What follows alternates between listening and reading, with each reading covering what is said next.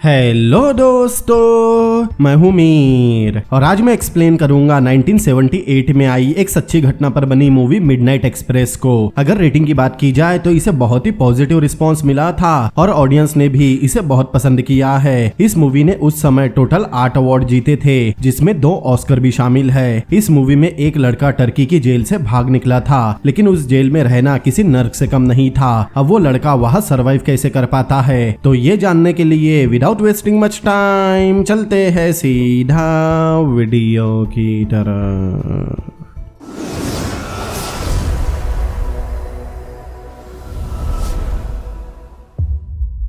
ये कहानी शुरू होती है 6 अक्टूबर 1970 इस्तांबुल तुर्की में। हम देखते हैं एक लड़का किसी ड्रग को फॉइल पेपर में लपेटता है, फिर टेप से उन ड्रग को अपनी बॉडी पर चिपकाता है। ये मूवी का हीरो बिली हाइस है। अब थोड़ी देर बाद बिली एयरपोर्ट पर था, फिर बिली बोर्डिंग की लाइन में लगता है। वो बहुत नर्वस हो रहा था, तभी वह बिली की गर्लफ्रेंड सुजैन आती है। दरअसल बिली और सुजैन तुर्की घूमने आए थे। फिर बिली सुजैन को बोर्डिंग करने कहता है क्योंकि उसे कहीं जाना था। सुजैन उसके लिए रुकने कहती है, लेकिन बिली उसे आगे जाने कहता है क्योंकि वो कुछ देर में आ जाएगा। बिली बाथरूम में जाकर अपना मुंह धोता है क्योंकि वो बहुत घबरा रहा था। अब बोर्डिंग गेट पार करके बिली चेकिंग सेक्शन में आता है। वहाँ एक ऑफिसर पासपोर्ट चेक करने के बाद बिली का बैग चेक करता है। उसके बैग में कुछ नहीं था। फिर वो बिली को उसका गॉगल उतारने कहता है और कुछ देर घूरने के बाद उसे आगे जाने कहता है। प्लेन तक जाने की बस निकल ही रही थी, लेकिन बिली सही समय पर बस में चढ़ जाता है। उस समय वो काफी खुश हो रहा था। उसी बस में सुजैन एक न्यूज़पेपर पढ़ रही थी, जिससे हमें पता चलता है कुछ दिन पहले टर्की की एक फ्लाइट हाईजैक हुई थी। तभी बिली आकर सुजैन से मिलता है। दोनों काफी खुश थे क्योंकि दोनों वापस अमेरिका जा रहे हैं। लेकिन तभी बिली को दिखाई देता है प्लेन के पास और भी गार्ड्स तैनात है। बस रुकते ही एक गार्ड आकर तुर्की में कुछ कहता है। उसे सुनकर बिली समझ जाता है जरूर उनकी फिर से चेकिंग होगी। अब सब लोगों के बस से उतरते ही बिली सुजैन को भी प्लेन में जाने कहता है। सुजैन उससे पूछती है वो इतना परेशान क्यों है। तब बिली झूठ बोलता है उसका पासपोर्ट नहीं मिल रहा और उसे चुपचाप प्लेन में जाने कहता है। सुजैन के जाते ही बिली अपनी बॉडी पर लगा ड्रग निकालने की कोशिश शुरू करता है, लेकिन तभी वहाँ एक गार्ड आ जाता है। बिली उससे कहता है वो अपना पासपोर्ट ढूंढ रहा था। बस से बाहर आने पर उसे दिखाई देता है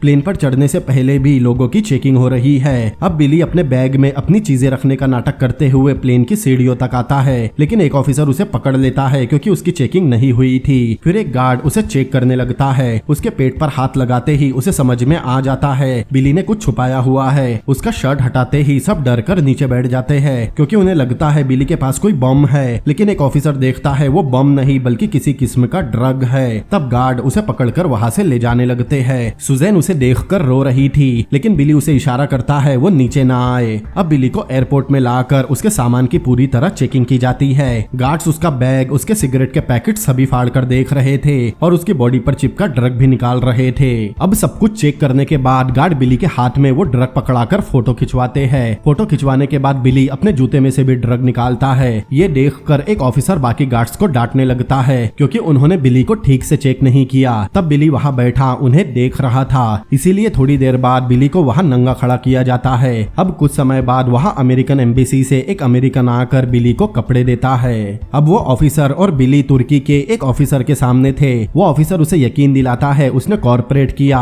तो वो अगली फ्लाइट से उसे अमेरिका भिजवा देंगे। फिर वो पूछता है उसे ड्रग कहाँ से मिला। बिली बताता है एक टैक्सी ड्राइवर ने उसे वो ड्रग दी थी और वो उसे फिर से देखेगा तो पहचान लेगा। फिर बिली उस ऑफिसर के साथ उस टैक्सी ड्राइवर को ढूंढने निकलता है। वो ऑफिसर बिली को बताता है उसकी टाइमिंग बहुत खराब है क्योंकि टर्की में पिछले 2 दिनों में 2 धमाके हो चुके हैं, लेकिन इन सब के बारे में बिली को पता ही नहीं था। अगर वो न्यूज़पेपर पढ़ता तो उसे इस बारे में पता होता। तब बिली उसे बताता है वो कोई ड्रग डीलर नहीं है, वो तो बस अपने दोस्तों के लिए वो हैश ले जा रहा था। लेकिन वो ऑफिसर बताता है हैश हो या हीरोइन, तुर्की वालों को कुछ फर्क नहीं पड़ता क्योंकि तुर्की से बहुत ज्यादा ड्रग की स्मगलिंग की खबर आ रही है और तुर्की फॉरेनर्स को पकड़कर दिखाना चाहता है वो ड्रग्स के खिलाफ है। बिली एक अच्छे परिवार से था, उसके मॉम डैड भाई बहन सब है। उसकी एक गर्लफ्रेंड भी है, लेकिन वो प्लेन बोट कर गई। बिली उसे समझाने की कोशिश कर रहा था वो कोई ड्रग डीलर नहीं, लेकिन शायद उस ऑफिसर को उसकी बात पर यकीन नहीं था। उनके साथ टर्की के 2 ऑफिसर भी आए थे। अब वो लोग एक बाजार में पहुंचते हैं। फिर बिली एक रेस्टोरेंट में जाता है जहाँ वो पहले भी उस टैक्सी ड्राइवर से मिला था। उस रेस्टोरेंट में और भी बहुत सारे फॉरेनर्स थे।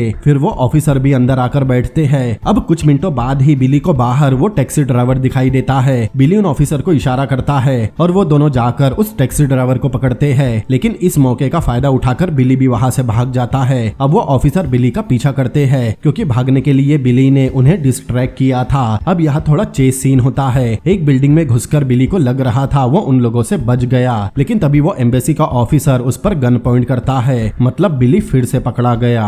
अब बिली को एक जेल में लाया जाता है, फिर उसके बाल काटे जाते हैं। उसी समय हमें बिली की आवाज सुनाई देती है। दरअसल उसने अपने मॉम डैड को लेटर लिखा था जिसमें वो उनसे माफी मांग रहा था। फिर वो अपने सेल को देखता है, उसका सेल बहुत गंदा था। तभी एक रिफ्की नाम का आदमी आकर उसे सेल में बंद करता है। बिली उससे ब्लैंकेट मांग रहा था क्योंकि आज बहुत ठंड थी, लेकिन रिफ्की उसे ब्लैंकेट नहीं देता। रिफ्की को थोड़ी थोड़ी इंग्लिश आती थी। अब बिली उसी गंदे बेड पर बैठता है। तभी उसके बगल वाले सेल का कैदी उसे आवाज देता है। दरअसल बिली का सेल खुला था और कुछ ही दूरी पर ब्लैंकेट रखे हुए थे। वो कैदी उसके लिए भी एक ब्लैंकेट लाने कहता है। अब बिली सेल से निकलकर वहां रखे ब्लैंकेट लेता है और एक ब्लैंकेट उस कैदी को भी देता है, लेकिन रात में रिफ्की आकर उसका ब्लैंकेट छीनने की कोशिश करता है। ब्लैंकेट ना देने पर रिफ्की उसे मारता है, लेकिन बिली भी पलटकर उसे मारता है। अब थोड़ी देर बाद बिली को एक बेसमेंट में लाया जाता है। फिर थोड़ी देर बाद इस जेल का वार्डन हमीदू वहां आता है। बिली उसे बोल रहा था बहुत ठंड लग रही थी, उसे बस एक ब्लैंकेट चाहिए था, लेकिन हमीदू उसे बहुत बुरी तरह मारने लगता है। फिर बिली को नंगा करके उल्टा लटकाया जाता है और इतनी ठंड में हमीदू पूरी ताकत से बिली के पैरों के पंजों पर डंडा मारता है। एक डंडा पड़ने पर ही बिली बुरी तरह तड़प रहा था, लेकिन हमीदू का इतने से भी दिल नहीं भरता।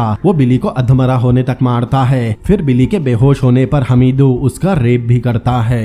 फिर कुछ समय बाद बिली की नींद खुलती है। उसके सामने दो फॉरेनर बैठे थे। बिली उठकर चलने की कोशिश करता है, लेकिन वापस गिर जाता है। तब वो दोनों फॉरेनर उसे उठाते हैं। दरअसल बिली 2 दिनों से बेहोश था। वो बताते हैं उसे थोड़ा बहुत चलते रहना होगा, वरना उसके पैरों की सूजन बढ़ जाएगी। फिर वो बिली को जेल का कोर्टयार्ड दिखाते हैं जो किसी सस्ते होटल जैसा दिख रहा था। इस टोपी वाले का नाम जिमी है और दूसरे वाले का एरिक। एरिक एक स्वीडिश है। अब तीनों दोस्त बन जाते हैं। फिर हमें जेल का मैदान दिखाया जाता है। ये जेल किसी बिगड़ी हुई बस्ती जैसा था, जहाँ कुछ लोग बैठे बात कर रहे थे, कुछ लोग कुश्ती खेल रहे थे, कोई कुछ बेच रहा था। वहाँ कुत्ते बकरियां सब थे। फिर तीनों नीचे आते हैं, वहाँ कुछ बच्चे भी थे। जिमी बताता है वो कोई आम बच्चे नहीं है, वो बच्चे चोरी मर्डर रेप सब कर चुके हैं और वो सभी रिफ्की के चमचे हैं। रिफ्की यहाँ का सप्लायर है। उसकी सजा कब की खत्म हो चुकी है, लेकिन जेल में वो हर चीज बेचता है, यहाँ तक कि ड्रग भी। साथ ही वो जेल के गार्ड्स का खबरी भी है, इसीलिए उसे हमेशा रिफ्की से बचकर रहना होगा। फिर बिली उन्हें अपने बारे में बताता है कि वो हैश के साथ एयरपोर्ट पर पकड़ा गया। ये सुनते ही जिमी कहता है वो बहुत बुरी तरह फंसा है क्योंकि ये यूएसए नहीं है, लेकिन एरिक का अलग सोचना था। वो कहता है यहाँ कोई भी बेकसूर नहीं और वैसे भी तुर्की में कुछ भी हो सकता है। अगर उन्होंने बिली पर स्मगलिंग का इल्जाम लगा दिया तो उसे लंबी सजा होगी, लेकिन उस पर पोजेशन का इल्जाम लगा तो उसे बेल मिल सकती है और बेल मिलते ही वो नकली पासपोर्ट बनाकर ग्रीस जा सकता है। फिर ग्रीस के रास्ते अमेरिका। लेकिन जिमी को ये बकवास लगता है। वो कानून से बहुत ज्यादा नफरत करता था। उसके जाने पर एरिक बताता है जिमी को मस्जिद से 2 मोमबत्तियां चुराते हुए पकड़ा गया था और मस्जिद में चोरी करना तुर्की में बहुत बड़ा जुर्म है। और रही एरिक की बात, तो एरिक को भी हैश के साथ पकड़ा गया था। यहाँ आधे से ज्यादा अंग्रेज ड्रग्स की वजह से ही बंद है। एरिक को 12 साल की सजा हुई थी और उसके पास से सिर्फ 100 ग्राम हैश बरामद हुआ था। ये सुनकर बिली डर जाता है क्योंकि उसके पास से तो 1 किलो हैश मिला है। एरिक कहता है उसे एक अच्छे लॉयर की जरूरत है और इस बारे में उसे मैक्स बता सकता है। मैक्स इंग्लैंड से है और वो पिछले 7 साल से यहाँ बंद है।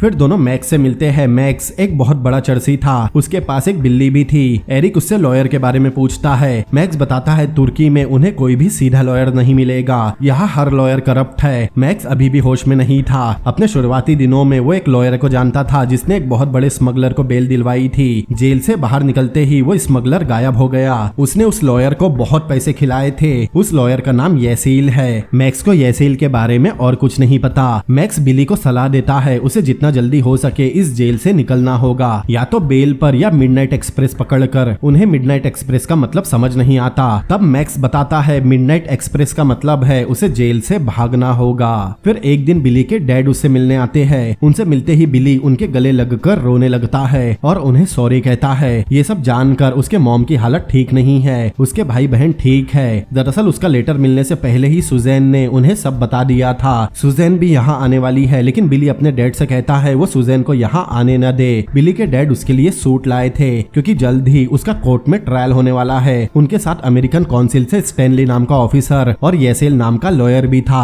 बिली से मिलते ही येसिल कहता है उसे फिक्र करने की जरूरत नहीं, क्योंकि उनका केस बिल्कुल सही कोर्ट और जज के पास है, सब कुछ अरेंज हो जाएगा। बिली ने सुन रखा था बेल मिलने के बाद वो बॉर्डर क्रॉस कर सकता है। उसके डैड कहते हैं उन्होंने इस बारे में भी पता कर लिया है, लेकिन अभी टर्की और यूएसए के रिलेशन ठीक नहीं चल रहे, इसीलिए उन्हें फिलहाल कोर्ट से ही उसे छुड़ाना होगा। अब बिली और उसके डैड थोड़ी और बातें करते हैं। फिर उसके डैड पूछते हैं उसने ये क्यों किया। बिली कहता है शायद पैसों के लिए। उसके डैड को पता था बच्चे गांजा दारू सब पीते हैं, लेकिन ड्रग्स स्मगल करने की कोशिश करना बेवकूफी है। बिली काफी शर्मिंदा था, लेकिन वो अपने डैड से कहता है उसे यहाँ से बाहर निकलना है। उसके डैड वादा करते हैं वो उसे यहाँ से बाहर निकाल कर रहेंगे। वो अभी येसिल और स्टैनली के साथ इसी मसले पर काम कर रहे हैं। अब बिली का कोर्ट ट्रायल होता है। सरकारी वकील बिली पर बहुत एग्रेसिवली इल्जाम लगा रहा था। उसे देखकर बिली और उसके डैड घबरा रहे थे। हालांकि उन्हें उनकी भाषा भी नहीं समझ आ रही थी, लेकिन येसिल उन्हें शांत रहने का इशारा करता है। अब जज थोड़ी देर के लिए ब्रेक लेता है। ब्रेक के समय येसिल बिली से कहता है कि वो प्रोसिक्यूटर की बात को ज्यादा सीरियसली ना ले, क्योंकि उसने जज से बहुत अच्छे से बात की। जज को वो बहुत पसंद आया।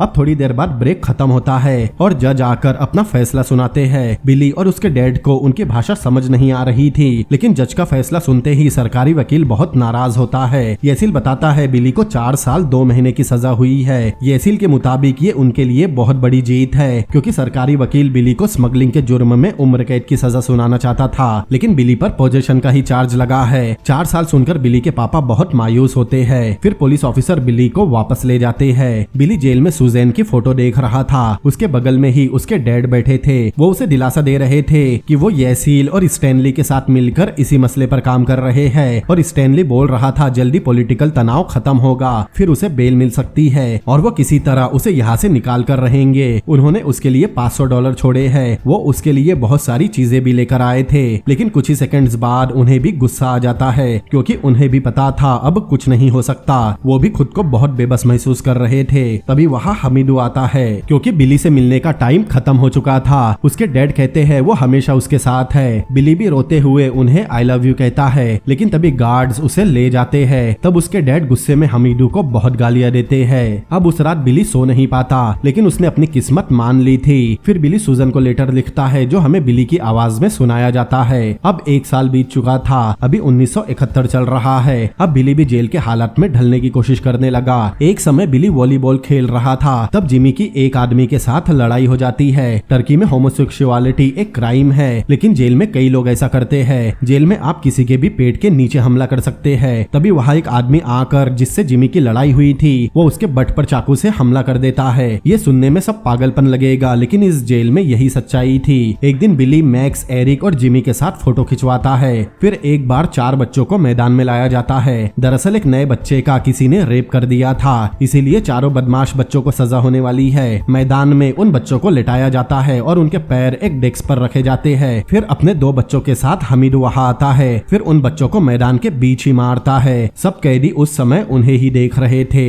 अब बिली जितना रिफ्की को जान रहा था, उसे रिफ्की से और नफरत हो रही थी। अब एक दिन रिफ्की मैक्स को एक साबुन के अंदर ड्रग ला कर देता है, लेकिन ये ड्रग वो नहीं था जिसके लिए मैक्स ने उसे पैसे दिए थे। इस बात को लेकर रिफ्की और मैक्स की बहस हो जाती है। रिफ्की को ठीक से इंग्लिश नहीं आती थी, इसीलिए उसके बोले गए एक सेंटेंस पर बिली और मैक्स हंसने लगते हैं। तब उन्हें हंसता हुआ देख रिफ्की मैक्स की बिल्ली को मारकर भगा देता है। इससे मैक्स और उसमें और बहस हो जाती है। फिर मैक्स अपनी बिल्ली को ढूंढने जाता है। तब बिली और रिफ्की की भी बहस होती है। रिफ्की एक बहुत कमीना आदमी था, जो पैसे लेकर भी उन्हें अच्छा सामान नहीं देता था। दूसरी तरफ मैक्स अपनी बिल्ली को ढूंढ रहा था, लेकिन उसकी बिल्ली दीवार पर चढ़ गई थी। अब रात में सोते समय बिली को मैक्स के कैट की चीख सुनाई देती है। सुबह होते ही सब लोग किसी चीज को देखकर बहुत हैरान और दुखी हो रहे थे। फिर मैक्स आकर देखता है उसकी बिल्ली को किसी ने मारकर बल्ब से लटका दिया है। बिली को पता था मैक्स ने उस कैट को अपने बच्चे की तरह पाला है। फिर मैक्स बड़े दुख के साथ उस कैट को नीचे उतारता है और उसे पकड़कर बहुत रोता है। रिफ्की भी एक ऑफिसर के साथ बैठे ये सब देख रहा था। मैक्स को बुरी तरह रोते हुए देखकर उसे बहुत हंसी आ रही थी, क्योंकि रिफ्की ने ही मैक्स की बिल्ली को मारा था। सोचिए रिफ्की कितना कमीना होगा। अब 1 साल बाद मतलब अप्रैल 1972 के एक दिन येसिल बिली से मिलने जेल आता है। येसिल बता रहा था अमेरिकन एम्बेसी में नया एम्बेसडर आया है और वो उसके केस को देख भी रहा है। साथ ही उसे बाहर निकालने का उसके पास एक और रास्ता है। वो सही ऑफिसर्स को पैसे खिलाकर उसके केस की फाइल गायब करवा सकते हैं, और जब उसका केस हाई कोर्ट में जाएगा वो कोर्ट के लिए एग्जिस्ट ही नहीं होगा, लेकिन इस काम में उसे काफी पैसे लग सकते हैं। लेकिन बिली समझ जाता है जैसा मैक्स ने कहा था सब लॉयर करप्ट होते हैं, वैसे ही येसेल भी बस उससे पैसे निकलवाने के बहाने बना रहा है।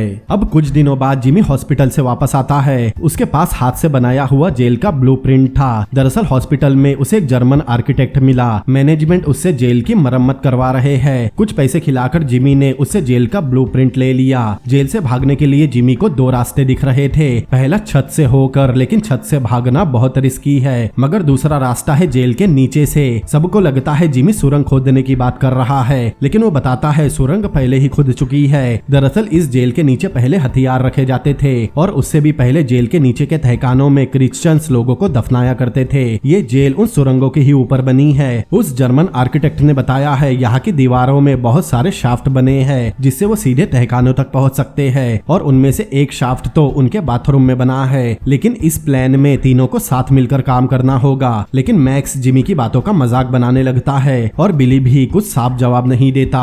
अगले दिन जिमी दोनों को आकर बताता है वो जर्मन आर्किटेक्ट सही बोल रहा था। उसने देखा यहाँ की दीवारों में जरा भी स्टील नहीं है और अंडरग्राउंड सीपेज की वजह से दीवारें बहुत नरम हो गई है। उन्हें बस स्क्रू ड्राइवर से सीमेंट को खुरचना होगा और पत्थर निकल जाएंगे। फिर वो शाफ्ट से सुरंग तक भाग सकते हैं। उन्हें इस काम में ज्यादा से ज्यादा 2 दिन लगेंगे। वो उन सुरंग के जरिए जेल से बहुत दूर निकल सकते हैं। लेकिन मैक्स अभी भी जिमी का मजाक बना रहा था। तब जिमी बिली से पूछता है, लेकिन बिली भी मना कर देता है क्योंकि उसके सिर्फ 20 महीने बचे हैं। अगर वो पकड़ा गया तो उसकी सजा बढ़ जाएगी। सुरंग तक जाना एक आदमी का काम नहीं था, इसीलिए जिमी अकेले ही छत से भागने का फैसला करता है। अब अगले सीन में हमें जिमी के चीखने की आवाज आती है। दरअसल वो भागते हुए पकड़ा गया था, इसीलिए हमीदो उसे बुरी तरह पीटता है। फिर बिली सुजैन को लेटर लिखकर बताता है जिमी को इतना मारा गया कि उसे हर्निया हो गया और ऑपरेशन में उसका एक टेस्टिकल निकालना पड़ा। उसके सामने बिली को खुद की परेशानियां बहुत कम लगती है। जिमी कई महीनों से सेनेटोरियम में है। अब बिली एरिक के साथ अपना ज्यादातर समय बिता रहा था। एक दिन एरिक बिली को किस कर लेता है, लेकिन बिली उसे मना कर देता है क्योंकि वो गे नहीं है। अब साल आता है जून 1971। एरिक को बेल मिल गई थी। फिर वो बिली से मिलकर चला जाता है और बिली की सजा के भी सिर्फ 53 दिन बचे हैं। उस दिन जिमी भी हॉस्पिटल से वापस आया था।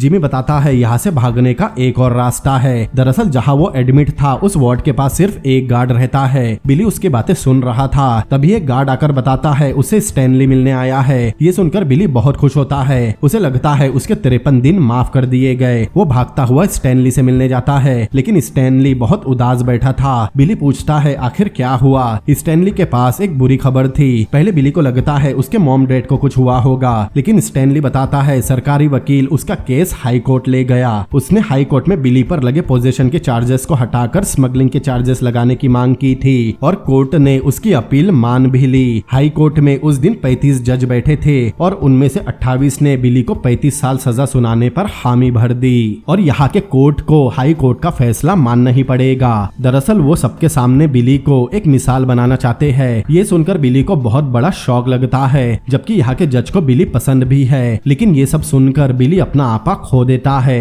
तब गार्ड्स उसे वहाँ से ले जाते हैं। फिर बिली को कोर्ट में पेश किया जाता है। यहाँ बिली बहुत रोता है और सरकारी वकील येसेल और जज को बहुत सुनाता है, उन्हें गालियां देता है क्योंकि उसके मुताबिक उसने गलती की थी और उसे उसकी गलती की सजा भी मिल चुकी है। लेकिन जज कहता है हाई कोर्ट की वजह से वो मजबूर है। फिर बिली को 30 साल की सजा सुनाई जाती है और उसे वापस जेल लाया जाता है। लेकिन अब बिली मैक्स और जिमी के साथ मिलकर यहाँ से भागने की प्लानिंग शुरू करता है। तीनों ही बाथरूम की दीवार में उन शाफ्ट को ढूंढना शुरू करते हैं। बाथरूम के बगल में ही रिफ्की भी सो रहा था। तीनों किसी तरह उससे बचकर शाफ्ट ढूंढ रहे थे। फिर थोड़ी देर बाद बिली को वो शाफ्ट मिल जाता है। मैक्स और जिमी भी दीवार में कान लगाकर सुनते हैं। उस दीवार के पीछे से यहाँ से भागने का रास्ता था। ये जानकर तीनों बहुत खुश होते हैं। उस दीवार पर लगा सीमेंट भी बहुत नरम था। बिली मैक्स को जाकर रिफ्की का स्क्रू ड्राइवर लाने कहता है। मैक्स चुपचाप जाकर रिफ्की का स्क्रू ड्राइवर लेकर आता है। इस तरफ बिली उस दीवार को खुरच रहा था। नरम होने की वजह से दीवार पर लगा सीमेंट बहुत आसानी से निकल रहा था।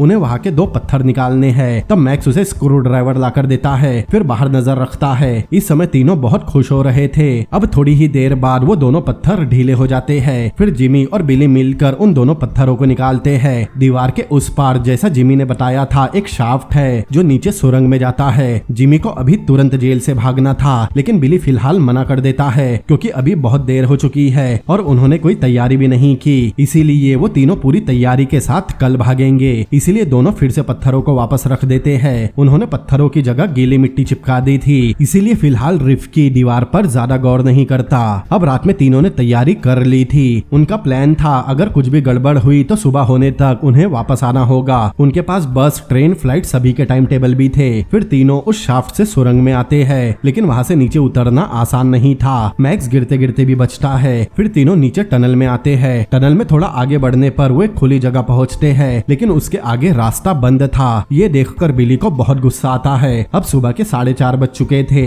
इसीलिए उन्हें वापस जाना होगा। वो पत्थरों को सील करेंगे और हर रात यहाँ आएंगे जब तक उन्हें भागने का रास्ता मिल नहीं जाता। लेकिन अगले दिन रिफ्की उस दीवार को देख लेता है और तुरंत गार्ड्स को खबर करता है। गार्ड्स के साथ वहाँ हमीदू भी आकर उस शाफ्ट को देखता है। उसके सामने रिफ्की चापलूसी कर रहा था। बाथरूम के बाहर बाकी कैदी खड़े थे। उन सब में से हमीदू का शक सीधे जिमी पर ही जाता है। फिर गार्ड्स उसे पकड़कर ले जाते हैं। जिमी बहुत चिल्लाता है, लेकिन कोई उसे नहीं छोड़ता। तब मैक्स रिफ्की को बहुत गालियां देता है, लेकिन रिफ्की हमीदू को बुलाने की धमकी दे रहा था। तब बिली मैक्स को ले जाता है। अब नशे में मैक्स रिफ्की को मारने की बात कर रहा था। तब बिली उसे संभालता है। बिली कहता है अगर रिफ्की को चोट पहुंचानी है तो उसका पैसा चुरा लो। जब जिंदगी भर की कमाई चोरी होगी तब उसे समझ में आएगा।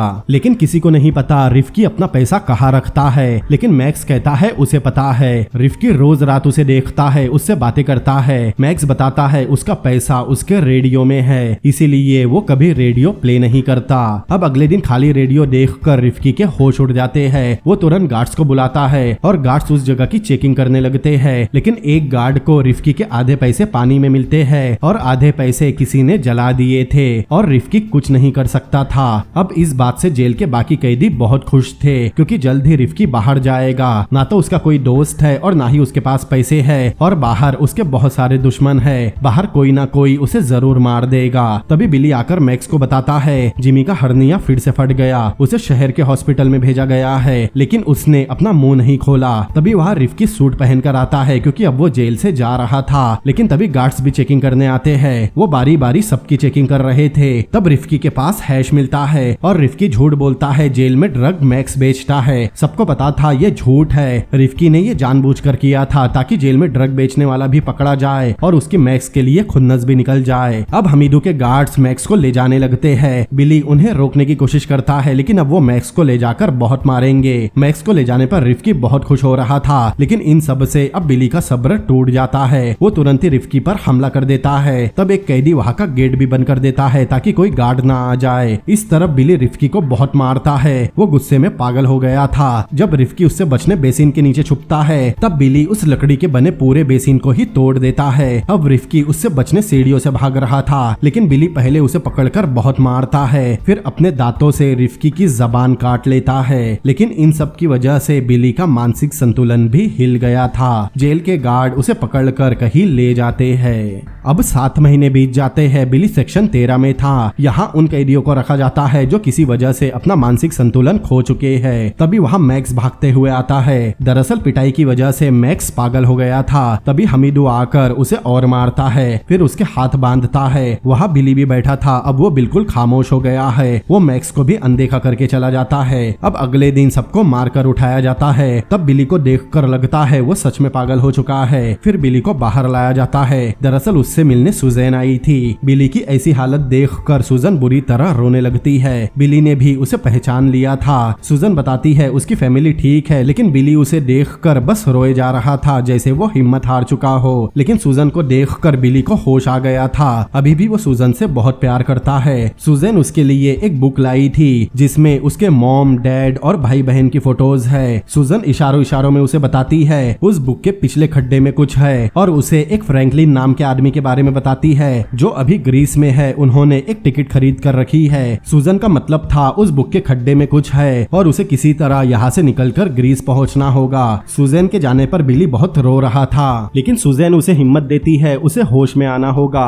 अगर वो यहाँ रुका तो बच नहीं पाएगा। फिर बिली वापस पागल खाने में आता है। तब उसे समझ में आता है वो पागल नहीं, वो बिल्कुल ठीक है। उसे अब पूरी तरह होश आ चुका था। एक पागल जो उसे परेशान करता था, बिली उसे भी भगा देता है। फिर उसे दवाई दी जाती है, लेकिन बिली वो दवाई नहीं खाता बल्कि दूसरे पागल को दे देता है। फिर वो सुजैन की बुक लेकर बाथरूम में आता है। उसके पिछले खड्डे के पीछे पैसे रखे हुए थे। बिली उन पैसों को अपने जूते में छुपाता देखता है वहाँ मैक्स भी एक जगह पड़ा था। अब बिली अपने दोस्त मैक्स से आखिरी बार मिलता है, फिर उसे गुड बाय बोलकर चला जाता है। अब बिली गेट के पास आता है, वो उसे जाने नहीं दे रहे थे, लेकिन बिली कहता है उसे बस हमीदू से मिलना है। इतने साल यहाँ रहने की वजह से उसे भी तुर्किश लैंग्वेज आ चुकी थी। अब वो गार्ड्स उस पर हंसते हुए उसे जाने देते हैं। हमीदू जा रहा था, तभी वहाँ बिली आकर हमीदू को पैसे दिखाते हुए कहता है उसे सेनेटोरियम में जाना है। तब हमीदू मान जाता है और उससे पैसे ले लेता है, लेकिन बाहर आकर हमीदू उसे कहीं और ले जा रहा था। ये देखकर बाकी गार्ड्स हंसने लगते हैं। हमीदू उसे एक कमरे में लेकर आता है जहाँ बाकी गार्ड्स के भी कपड़े रखे हुए थे। वहाँ लाकर हमीदू पहले बिली को बहुत मारता है। हमीदू उससे बहुत तगड़ा था, इसीलिए बिली कुछ नहीं कर पाता, लेकिन बाद में हमीदू बिली का रेप करने अपने पैंट उतारता है। तब बिली उसे जोर से धक्का देता है और हमीदू दीवार से टकराता है, लेकिन दीवार में लकड़ी की एक खूंटी लगी थी जो सीधे हमीदू के सिर में घुस जाती है और ये गेंडा हमीदू जगह पर ही मारा जाता है। बगल में ही हमीदू ने अपनी गन लटकाई थी। बिली उस गन से हमीदू को शूट करने आता है। बिली का उसे शूट करने का तो बहुत मन कर रहा था, लेकिन वो गोली नहीं चलाता, वरना गन शॉट की आवाज से सब गार्ड्स वहां आ जाते। अब कुछ देर बाद बिली गार्ड्स के कपड़े पहनकर बाहर आता है, फिर धीरे धीरे मेन गेट की तरफ जाना शुरू करता है। मेन गेट के पहले एक गार्ड था, लेकिन फिलहाल उसका सीढ़ियों की तरफ ध्यान नहीं था, इसीलिए बिली धीरे धीरे सीढ़ियों से नीचे उतर रहा था। लेकिन थोड़ा नीचे उतरते ही वो गार्ड उसे आवाज देता है, लेकिन वहाँ थोड़ा अंधेरा था, इसीलिए वो बिली का चेहरा देख नहीं पाता, बल्कि उल्टा उसे गेट की चाबी फेंक कर देता है और वापस चला जाता है। बिली वो चाबी लेकर दरवाजा खोलता है और इतने सालों में पहली बार आजादी से बाहर आता है। इस समय बिली का चिल्लाते हुए दौड़ने का बहुत मन कर रहा था, लेकिन तभी सामने से एक पुलिस की कार आती है। तब बिली उनके सामने बिल्कुल नॉर्मल रहने की कोशिश करता है। इस बार उसकी किस्मत साथ देती है और वो कार आगे बढ़ जाती है। तब बिली वहाँ से भागने लगता है और यहाँ ये मूवी भी एंड होती है, लेकिन कहानी नहीं। हमें बताया जाता है 4 अक्टूबर 1975 की रात बिली सक्सेसफुली तुर्की का बॉर्डर पार करके ग्रीस पहुंचा। फिर 3 हफ्तों बाद वो अमेरिका के केनेडी एयरपोर्ट पहुंचा। उसके मॉम, डैड और सुजैन उससे मिलकर बहुत खुश हुए। फिर हमें असली बिली हाइस की फोटो दिखाई जाती है। जिस एक्टर ने इस रोल को प्ले किया था वो बिल्कुल असली बिली हाइस के जैसा दिखता था, लेकिन उस एक्टर के साथ एक बहुत बुरी चीज हुई। दरअसल ब्रैड डेविड जिसने बिली का रोल प्ले किया है, ये उनकी पहली मूवी थी जिसके बाद वो सुपरस्टार बन गए, लेकिन शायद ब्रैड उस स्टारडम को संभाल नहीं पाए, क्योंकि 1991 और सिर्फ 41 साल की उम्र में ब्रैड डेविड ने सुसाइड कर ली। सुसाइड के बाद पता चला उन्हें एड्स हो गया था। ब्रैड और उनके परिवार ने ये बात लोगों से छुपाए रखी। तो दोस्तों, कैसी लगी आपको ये मूवी, मुझे कमेंट करके जरूर बताएं। अगर ये वीडियो आपको पसंद आया हो तो इस वीडियो को लाइक करें, अपने दोस्तों के साथ शेयर करें और ऐसी ही अमेजिंग मूवीज के एक्सप्लेनेशन देखने के लिए मेरे चैनल को सब्सक्राइब करें। तो मिलते हैं अगली बार किसी और अमेजिंग मूवी के एक्सप्लेनेशन के साथ। Peace out.